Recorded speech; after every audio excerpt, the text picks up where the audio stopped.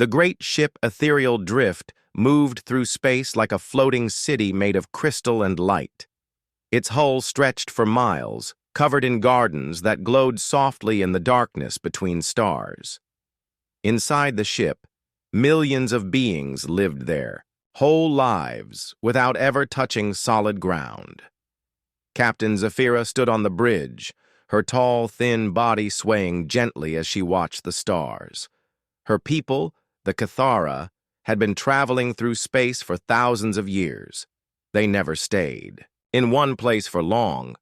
Home was not a planet or a star system. Home was the convoy of 12 massive ships that drifted together through the galaxy. "Captain," called Navigator Thess from his station, "we are approaching the outer edge of system designation 847 Alpha. Initial scans show a yellow star with 9 planets. The third planet shows signs of water and an atmosphere." Zephyra nodded slowly. She had seen hundreds of systems like this one. Most had no life at all. Some had simple creatures swimming in warm oceans or crawling on rocky ground. Very rarely, they found civilizations that had learned to use fire or build cities. Even more rarely, they met people who could travel between planets. "Any signs of intelligent life?" she asked. Thys checked his instruments. The scanner arrays that covered the outside of their ship were older than most civilizations. They could detect the smallest energy signals from across a solar system.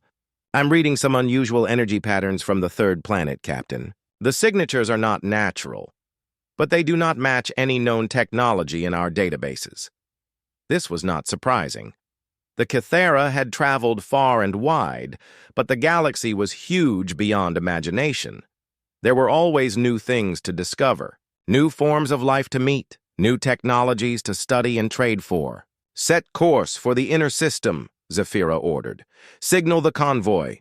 We will approach slowly and observe first." The bridge crew moved with practiced ease. They had done this dance thousands of times before. First, they would watch from a distance. If they found intelligent life, they would send careful signals to show they came in peace. The Cathara had never started a war. They were traders, philosophers, and wanderers. Violence was something they studied in ancient history books, not something they practiced. As the convoy moved deeper into the system, more details became clear. The third planet was beautiful, with blue oceans and white clouds. The scanners showed cities on the surface, ships moving between the planet and its moon, and structures in orbit that could only be space stations. "Captain," Thys said, his voice showing excitement, "these beings have achieved spaceflight. I am detecting multiple vessels in the space around their homeworld. Some appear to be quite large." Zephyra felt the familiar thrill of discovery. Meeting a new spacefaring civilization was always special. Each species brought new ideas, new art, new ways of thinking about the universe. The Cathara had learned much from the hundreds of races they had encountered over the millennia. "What is their technology level?" she asked. "Difficult to determine. At this distance, Captain, their ships use energy types I have not seen before. The power readings are significant." Engineer Voss looked up from his station. "Captain, I am detecting multiple energy sources throughout the system, not just around the third planet. There are artificial structures in the asteroid belt, around the gas giants, even in the outer system." This was unusual, but not unheard of. Some civilizations grew quickly once they learned to travel between worlds. The Cathara themselves had built stations and mining platforms throughout many systems during their long history. "How many ships are we detecting?" Zephyra asked. Thys worked at his controls trying to get clearer readings. "It is hard to say, Captain. The energy signatures are very strong, and they seem to be everywhere. I count at least 50 vessels of various sizes just in the inner system."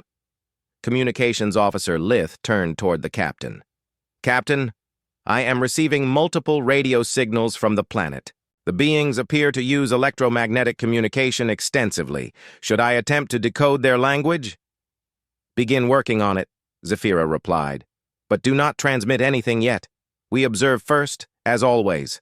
The convoy continued its approach. The Cathara ships moved in their traditional formation, with the largest vessels in the center and the smaller scouts spread out in a protective pattern. It was not really protection in a military sense. The Cathara had no weapons except small tools for clearing space debris. The formation was more like a family walking together, keeping the children safe in the middle. As they moved through the outer system, the scanners began picking up more details. The civilization here was clearly very advanced. Their ships were fast and powerful. Their cities covered large areas of their planet's surface. Most impressive of all, they seemed to have spread throughout their entire star system. "Captain," Voss said, sounding worried, "I am detecting some very unusual readings from their technology. The power outputs are much higher than anything we have seen before. Some of these ships are generating energy levels that should not be possible with conventional technology." Zafira frowned. "Conventional by whose standards? Remember, Voss, every species develops technology in its own way. What seems impossible to us might be simple to them." "Yes, Captain, but these readings?" Voss shook his head. "Captain, some of these energy signatures look like weapons." The bridge fell silent. The Cathara knew about weapons, of course.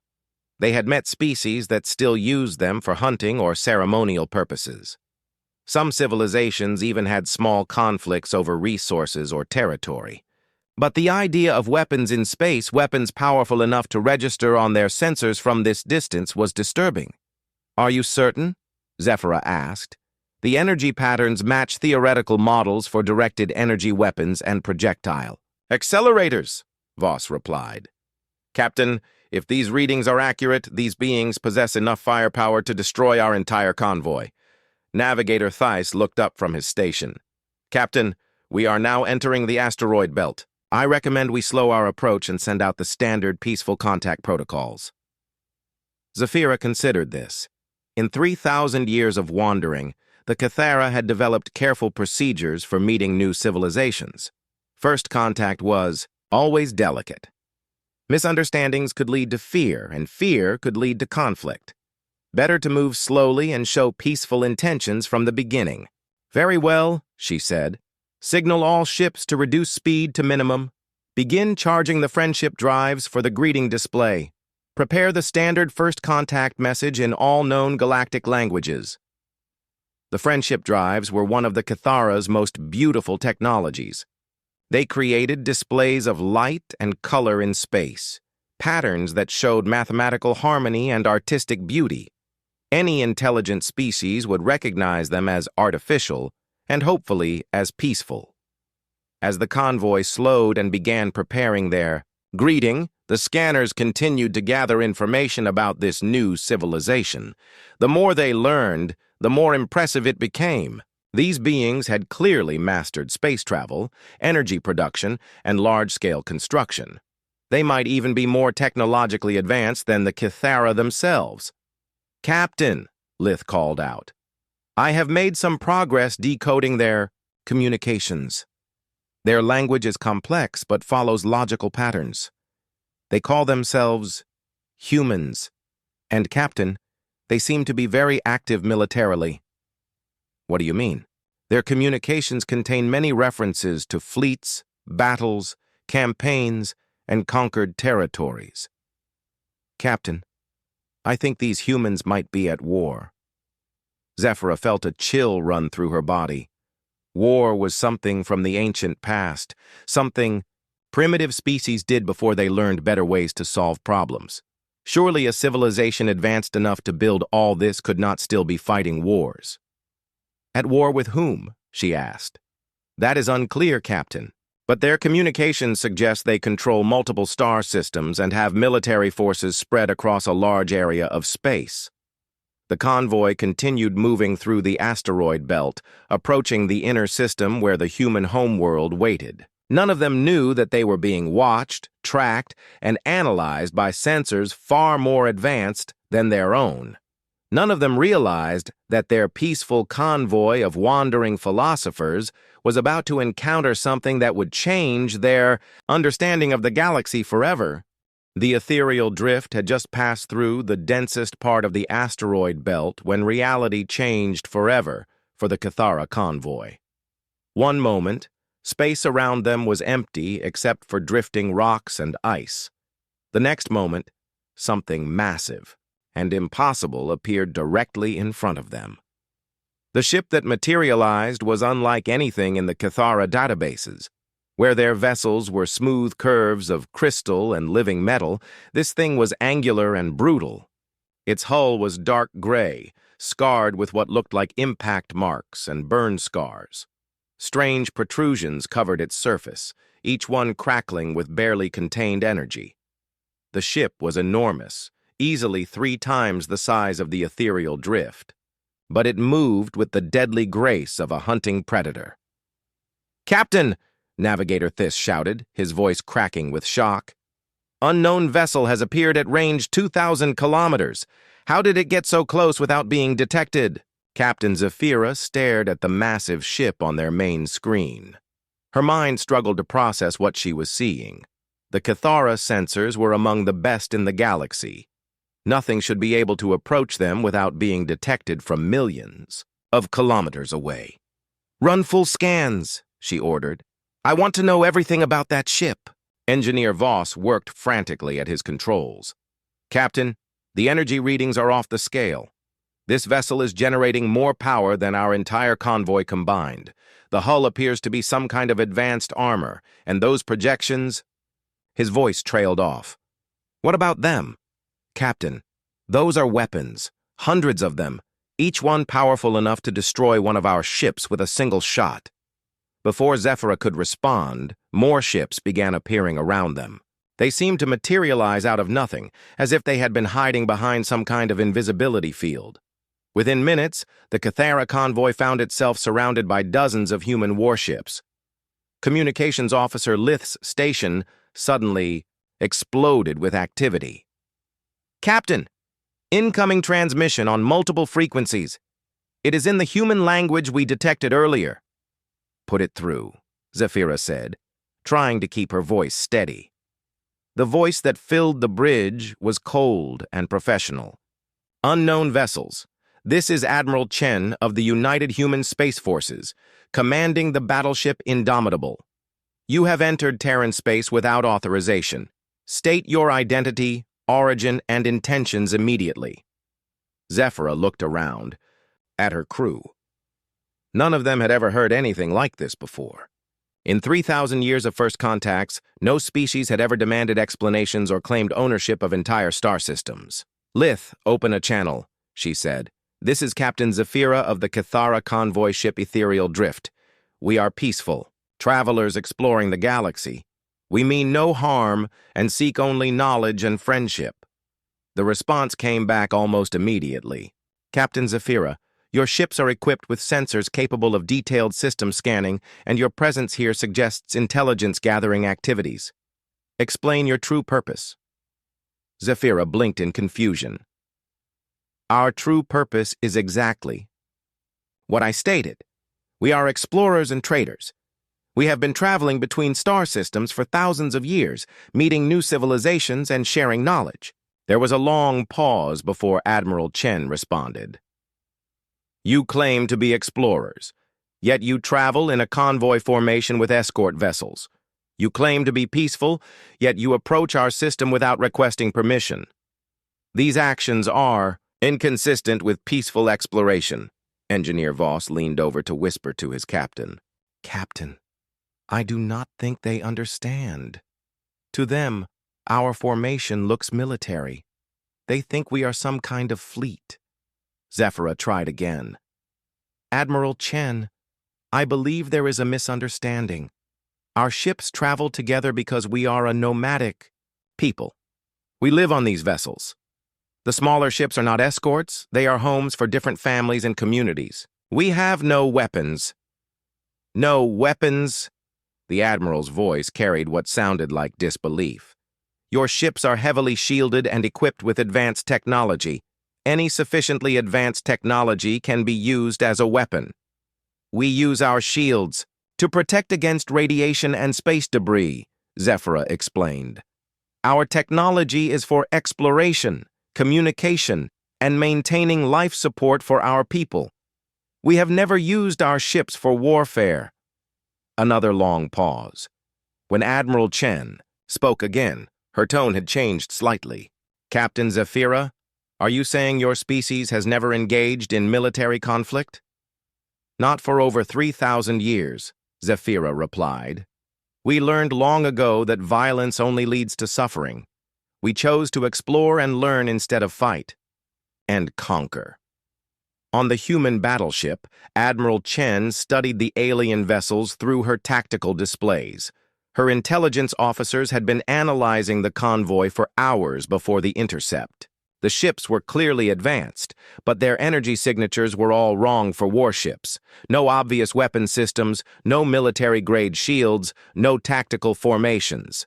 "Ma'am," her tactical officer reported, "deep scans confirm the alien captain's statements. These vessels show no signs of weapon systems. Their technology appears focused on life support, sensors, and propulsion." Admiral Chen had fought in 3 wars and dozens of smaller conflicts. She had seen species that used deception, that hid weapons in seemingly innocent ships. But something about these aliens felt different. Their formation, their communication style, even their ship designs suggested they were telling the truth about being peaceful. "Captain Zephyra," she said finally, "I am going to ask you some questions. Your answers will determine how this encounter proceeds. First, what do you know about the species called the Valdari?" Zephyra consulted her ship's database. "We encountered the Valdari approximately 400 years ago. They were a proud warrior culture from the Rigel sector. We traded knowledge with them for a few months before continuing our journey. Why do you ask?" "The Valdari attacked human colonies 18 months ago. We were forced to pacify their entire civilization to protect our people." The bridge of the ethereal drift fell silent. Zephyra felt something cold forming in her stomach. "Pacify? What does that mean?" "It means their military capability has been permanently eliminated and their worlds are now under human administration." Engineer Voss made a choking sound. Navigator Thys gripped his station so hard his knuckles turned white. "Communications." Officer Lith stared at her instruments as if they might provide some explanation for what they were hearing. "You conquered them?" Zephyra asked, barely able to believe the words coming out of her mouth. "We defended ourselves," Admiral Chen corrected. "They attacked our colonies and killed our people. We responded with appropriate force. This is how conflicts are resolved when peaceful options have been exhausted." Zephyra tried to understand what she was hearing. The Valdari, she remembered, were proud and aggressive, but they were not monsters. They valued honor and strength, but they also respected treaties and negotiations. What could have driven them to attack unprovoked? "Admiral," she said carefully, "may I ask what caused this conflict? The Valdari we knew were not unreasonable beings. They demanded we withdraw from star systems we had legally claimed through exploration and colonization. When we refused, they attacked our mining stations and freight convoys. They left us no choice." Something in the Admiral's tone suggested she genuinely believed what she was saying. These humans saw nothing wrong with claiming entire star systems as their own property. They viewed violent resistance to their expansion as unprovoked aggression. "How many systems do humans control?" Zephyra asked. "Our current territory encompasses 47 star systems across this sector of the galaxy. We are continuing to expand as our population grows and our resource needs increase." 47 star systems. The number hit Zephyra like a physical blow. In 3,000 years of traveling, the Kythera had met hundreds of civilizations. None of them controlled more than their home system and maybe a few colonies. Most were content to remain on their homeworlds, developing science and art and philosophy. "Captain Zephyra," Admiral Chen continued, "your convoy will now be escorted to Orbital Station Alpha 7 for further processing. Do not attempt to leave the system or alter course without authorization. Any deviation from our escort route will be considered a hostile act." "Processing?" Zephyra asked. What kind of processing? Standard procedure for first contact situations. Your technology will be evaluated, your crew will be interviewed, and your intentions will be verified. Depending on the results, you may be granted passage through human space or offered a trade agreement. Zephyra looked around at her crew. Their faces showed the same shock and confusion she felt. Everything about this encounter was wrong. Peaceful. Civilizations did not intercept travelers with warships. They did not claim ownership of star systems or demand authorization for passage. They did not speak casually about conquering other species. And if we refuse this processing, Admiral Chen's response was immediate and cold. That would be inadvisable, Captain. Your ships are completely surrounded and outgunned. Any hostile action would result in the destruction of your entire convoy. I strongly recommend you comply with our instructions. For the first time in her long life, Captain Zephyra of the Kythera faced a choice between submission and annihilation. Around her, the bridge crew waited for her decision. Outside, human warships held weapons trained. Orbital Station Alpha 7 hung in space like a metal moon, bristling with weapons and covered in docking bays. As the Kythera convoy approached under heavy escort, Captain Zephyra watched through the main viewer with growing unease. The station was larger than most cities she had visited, and every surface seemed designed for war. Captain, Navigator Thys whispered, the station has enough firepower to destroy a small moon. What kind of people build something like this? Zephyra had no answer. The escort of human warships had remained silent during the 3-hour journey from the intercept point. Every time she tried to ask questions, Admiral Chen's responses were short and professional. The humans seemed to view conversation as a security risk. Ethereal drift. You are cleared for docking at Bay 7, came the voice from the station. All crew members are to remain aboard their vessels until further notice.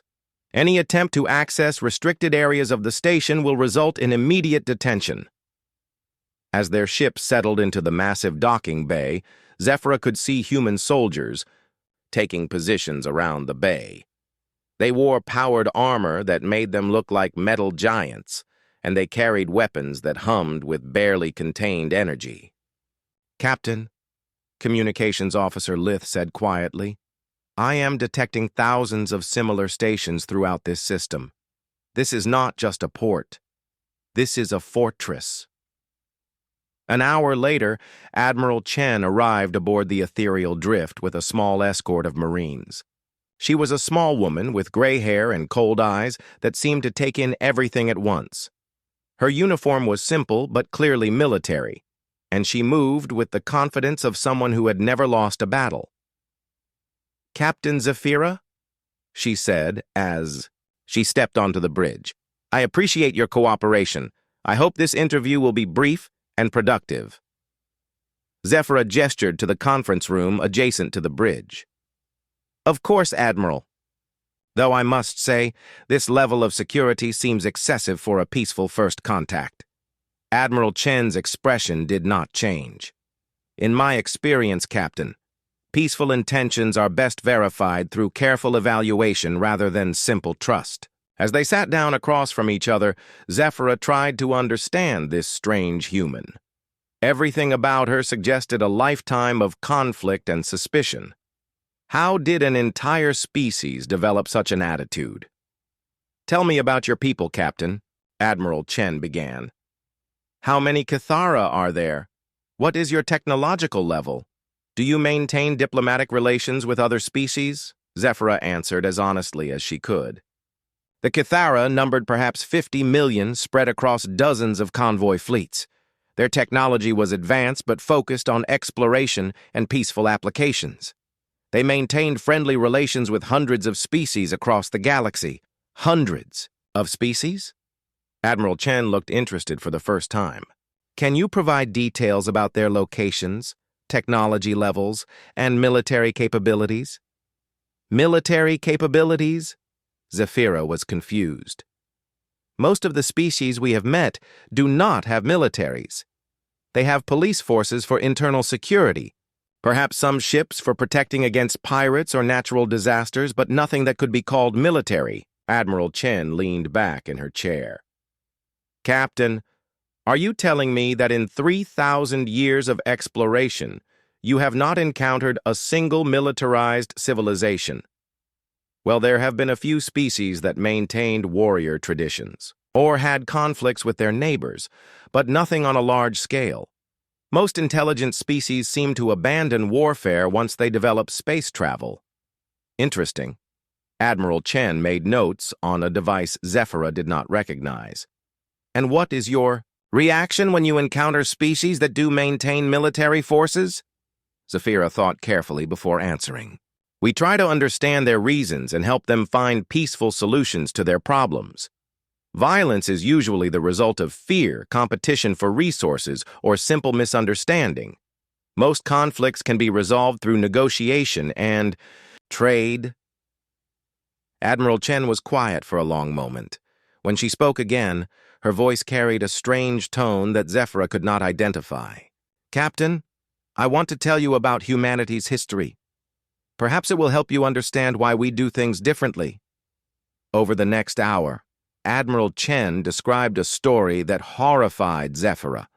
Humanity had achieved space travel only 2 centuries ago, but in that short time they had fought 3 major wars and dozens of smaller conflicts. They had encountered 17 different alien species, and every single contact had eventually led to violence. The first species we met were the Centauri, Admiral Chen explained. Beautiful, peaceful beings much like yourselves. We tried to establish trade relations, but they demanded we limit our expansion and accept their oversight of human activities. When we refused, they attempted to enforce their will through economic pressure and blockades. What happened? We destroyed their fleet and occupied their homeworld. They are now a client species under human protection. Zephyra felt sick. You conquered them because they disagreed with you? We defended our right to self-determination, Admiral Chen corrected. No species has the right to dictate terms to humanity. The Admiral continued her horrible tale. The Rigel Confederacy had tried to claim mining rights in human space. The Altair Republic had demanded humans share their military technology. The Vegan Alliance had attempted to establish a buffer zone between human and alien territories. Every single conflict ended the same way, with human victory and alien submission. But surely some of these conflicts could have been resolved peacefully? Zephyra asked. Admiral Chen shook her head. Captain, you do not understand the reality of galactic politics. When species compete for the same resources, when their interests conflict, when their survival is at stake, there are only 2 outcomes: victory or defeat. Peaceful coexistence is a luxury that only works when everyone has enough space and resources. The galaxy is vast, Zephyra protested. There are billions of star systems. Surely there is room for everyone. The galaxy is vast, but the habitable systems are limited.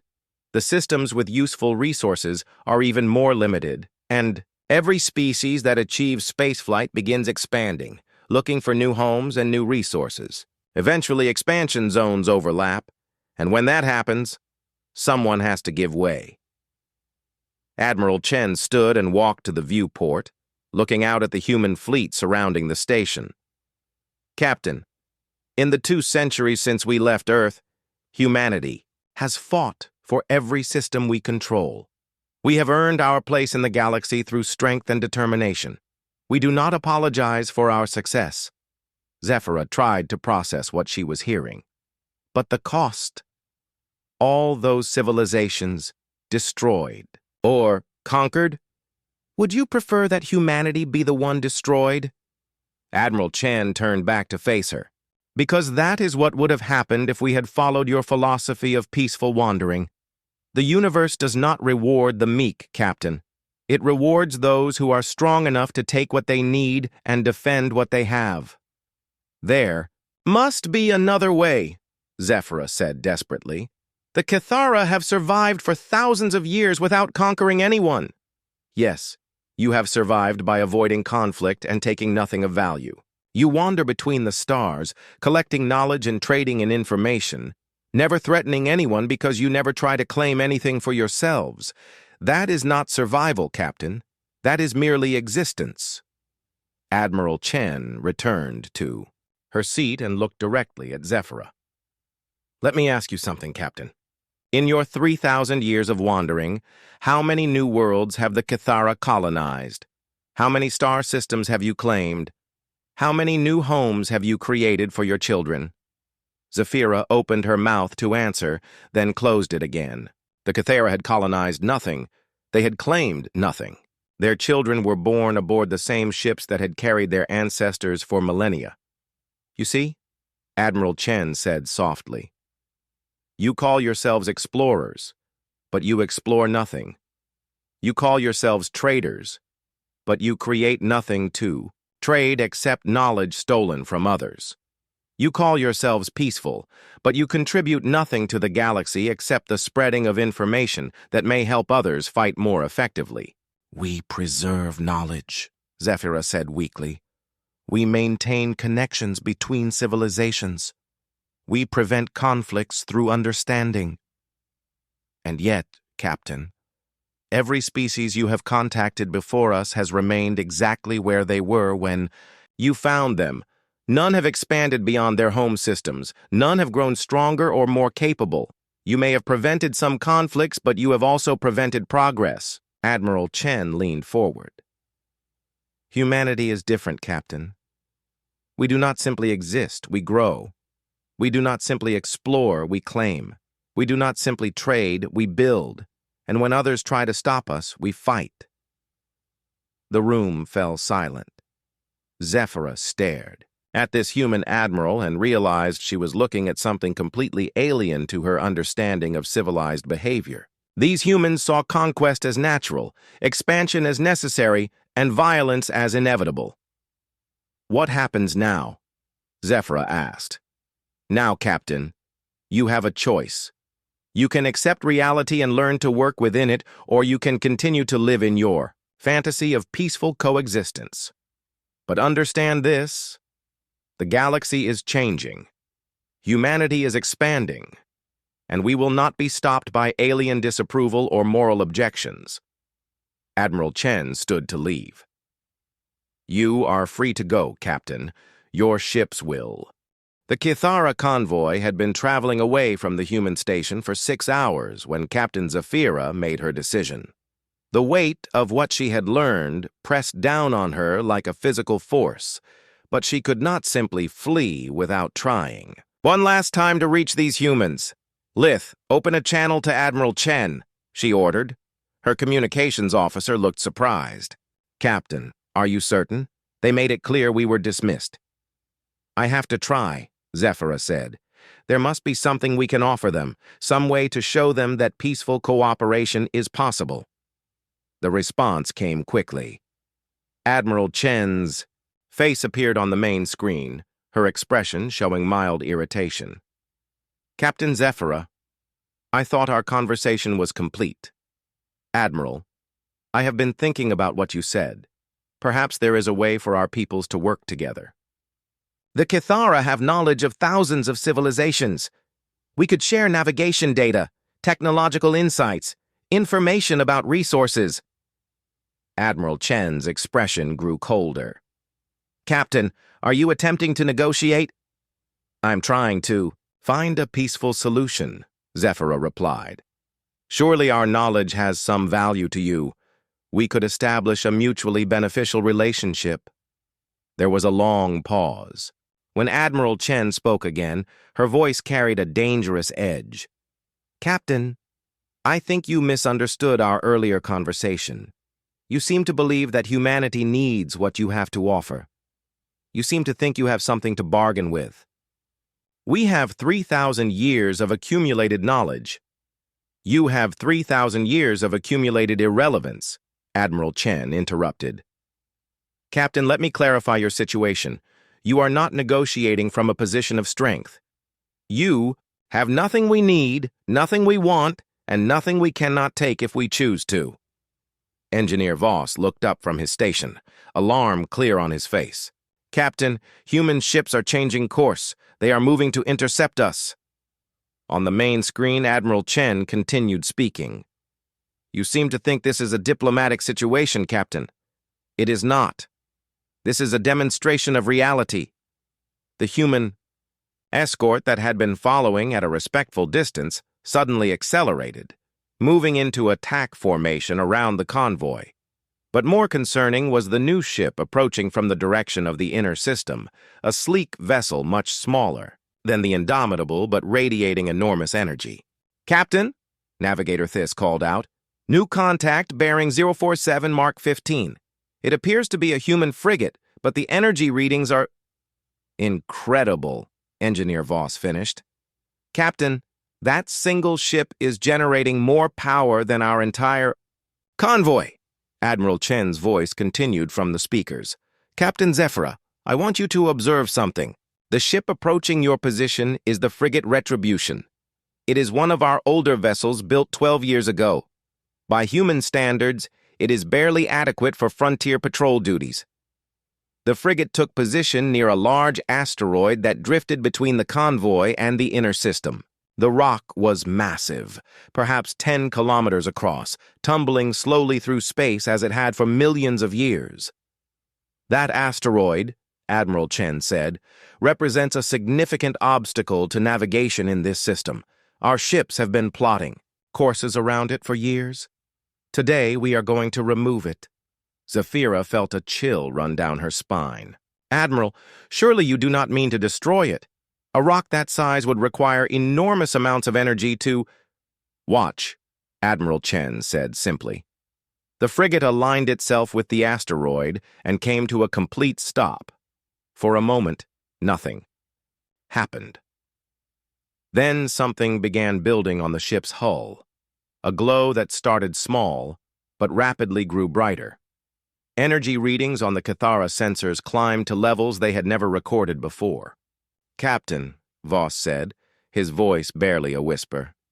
Whatever they are about to do, the energy expenditure will be greater than our entire convoy could produce in a year.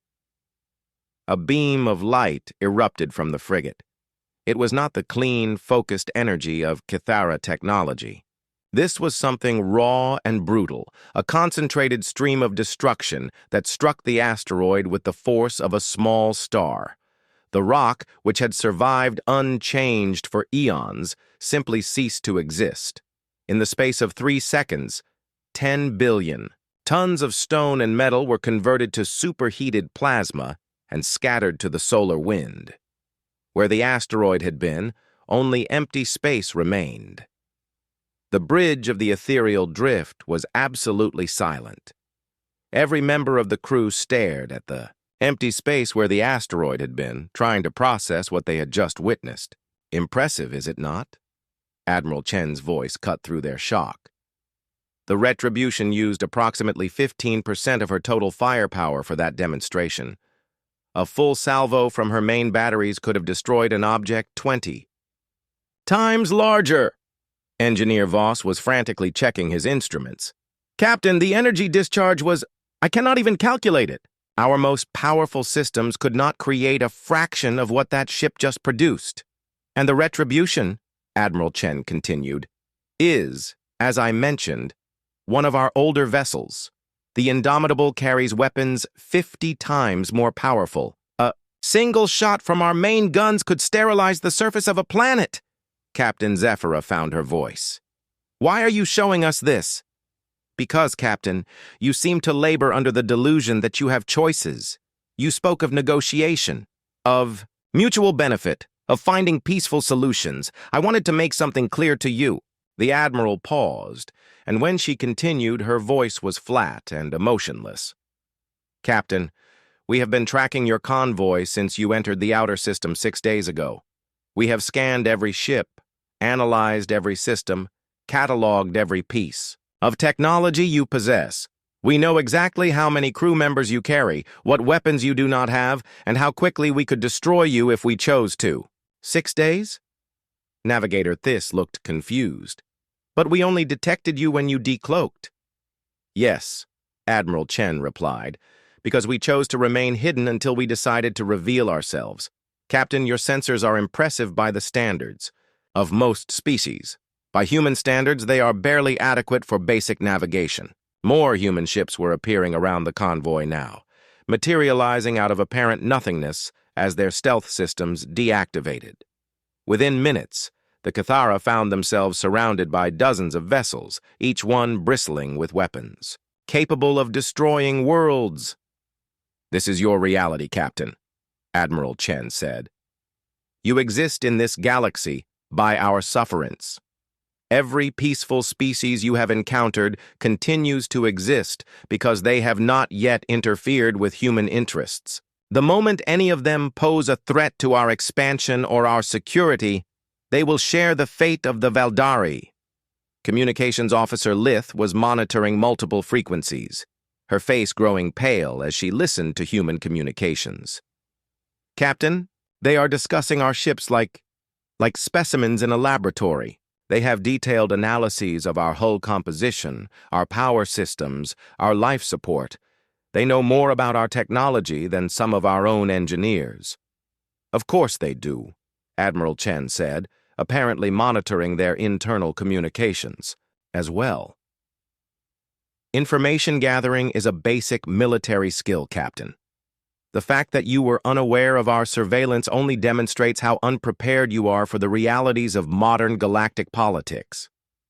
Captain Zafira felt something breaking inside her, everything she had believed about the galaxy, about civilization, about the natural progression of intelligent species toward peace and cooperation. All of it was crumbling before the overwhelming demonstration of human power. "What do you want from us?" she asked quietly. "Nothing," Admiral Chen replied. "You have nothing we need. Your technology is obsolete, your knowledge is irrelevant, and your philosophy is a dangerous delusion. You are free to continue your wandering, Captain, but understand that you do so only because humanity allows it." The Admiral's image leaned forward slightly. "And Captain, let me give you some advice. When you encounter other species in your travels, do not tell them about humanity. Do not share our locations, our capabilities, or our intentions. Because if you do, and if any of those species decide to take preemptive action against us, we will hold you responsible. You would punish us for sharing information? We would eliminate a security threat," Admiral Chen corrected. "Captain, the age of innocent wandering is over. The galaxy now belongs to those strong enough to claim it and hold it. You can adapt to this reality, or you can be swept away by it. The choice is yours." The human ships began withdrawing, their massive hulls fading back into invisibility as their stealth systems reactivated. Soon, only the Retribution remained visible, its weapons still glowing with residual energy from the demonstration. "Good journey, Captain Zafira," Admiral Chen said. "Remember what you have learned here. Remember what humanity is capable of. And remember that the next time we meet, we may not be so generous." The transmission ended, leaving the Cathara convoy alone in space with the slowly dispersing plasma cloud that had once been a mountain-sized asteroid. Around them, invisible human ships continued their patrol, watching and waiting for any sign of threat or resistance. For the first time in 3,000 years, the Cathara had encountered something they could not understand, could not negotiate with, and could not peacefully coexist alongside. They had met their masters and learned that in the new galaxy humanity was creating, there was no place for innocent wanderers. The Cathara convoy moved through space like ghosts. For the first time in recorded history, the communication channels between the 12 ships were silent. No philosophical discussions echoed across the void. No sharing of poetry or music or mathematical theorems. No gentle debates about the nature of existence or the meaning of beauty. Captain Zafira sat on her bridge, staring at the star display that showed their position relative to human space. They had been traveling for 18 hours since the demonstration, and still no one had spoken beyond the minimum necessary for navigation. The sight of that asteroid's destruction had broken something fundamental in the Kythera psyche. "Captain," Navigator Thys said quietly, breaking the long silence, "we are approaching the edge of the system. Request course heading." Zephyra looked at the navigation display. In any other circumstance, she would call a convoy meeting. The captains of all 12 ships would gather in virtual conference to discuss their options, debate possible destinations, and reach consensus about their next move. But today she could not bear the thought of hearing the fear and confusion in her colleagues' voices. "Set course for the Wanderer's Rest," she said. "Maximum safe speed." The Wanderer's Rest was a nebula where Kythera convoys sometimes gathered to exchange information and repair their ships. It was still several weeks away, but it would give them time to process what they had experienced. "Captain," Communications Officer Lith said hesitantly, "I am receiving transmission requests from several ships in the convoy. The other captains wish to speak with you. Tell them I will address the convoy when we reach the rest." The truth was, Zephyra did not know what to tell them. How do you explain that everything your civilization believes about the nature of intelligent life is wrong? How do you tell people who have spent their entire lives in peaceful wandering that the galaxy has become a place where only the strong survive? Engineer Voss looked up from his station. "Captain, we are receiving a priority signal from the convoy ship Contemplative Journey. Captain Raylan says it is urgent." Zephyra sighed. Raylan was the oldest captain in the convoy, a woman, who had been traveling the stars for over 2 centuries. If anyone might have wisdom to offer, it would be her. Put her through.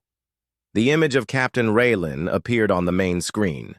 Her normally serene face was creased with worry, and her ancient eyes held a darkness that Zephyra had never seen before. "Zephyra," she said without preamble, "we need to talk, all of us. What happened back there? It changes everything." "I know," Zephyra replied, "but I do not know what to say to the convoy. I do not know how to explain what we learned." "Then let me tell you what I have figured out," Raylan said. "I have been reviewing our historical records, cross-referencing our encounters with various species over the past few centuries. Do you know what I found?" Zephyra shook her head. 17 civilizations that we contacted in the past 200 years no longer exist," Raylan said quietly. "Not destroyed by natural disasters or war with their neighbors. Simply gone. Their star systems are empty. Their worlds are lifeless. Their space stations have been dismantled." The blood drained from Zephyra's face. "The humans?" The timing matches perfectly. "Every species that has vanished had contact with us within 50 years of their disappearance, and all of them were in the same general region of space that humanity now controls." Zephyra felt sick. "Are you saying that our contact with them somehow led to their destruction?" "I am saying that perhaps the humans have been expanding for longer than they told us.